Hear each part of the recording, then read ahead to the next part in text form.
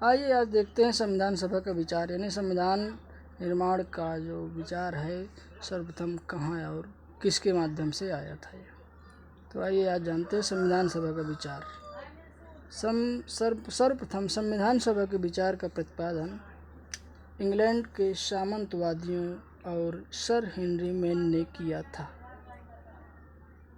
इसको अपनाया सर्वप्रथम व्यवहारिक रूप से, यानी कि सर्वप्रथम किस देश में ये संविधान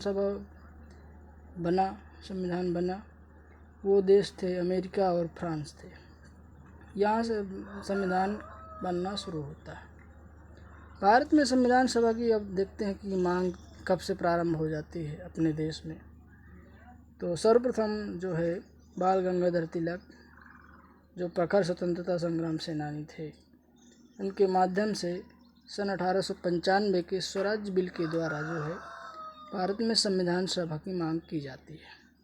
फिर उसी क्रम में सन 1916 और 17 में श्रीमती एनी बेसेंट, जो एक आयरिश महिला थी, उन्होंने अपनी होम रूल लीग सोसाइटी जो थी उनकी, उसके माध्यम से उन्हें संविधान सभा की मांग की थी।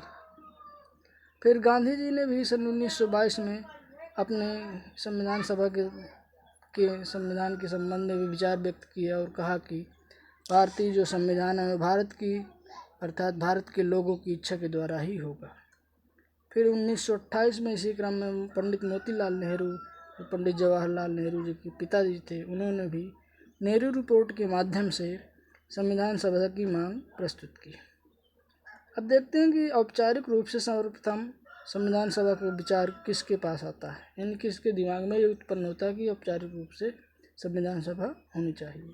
तो ये भी थे एम.एन. राय नाम था उनका, जो स्वतंत्रता संग्राम सेनानी थे, ये भी लोकप्रिय थे।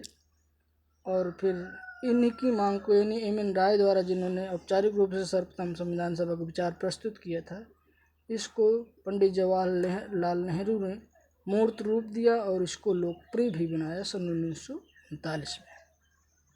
अब देखते हैं कि 1942 में फिर इसी क्रम में क्रिप्स मिशन जब भारत आता है, तो उसने ये स्वीकार किया कि नहीं, भारत में एक संविधान सभा होनी चाहिए, जिसकी पूर्ति सन 1946 में कैबिनेट मिशन के द्वारा की जाती है।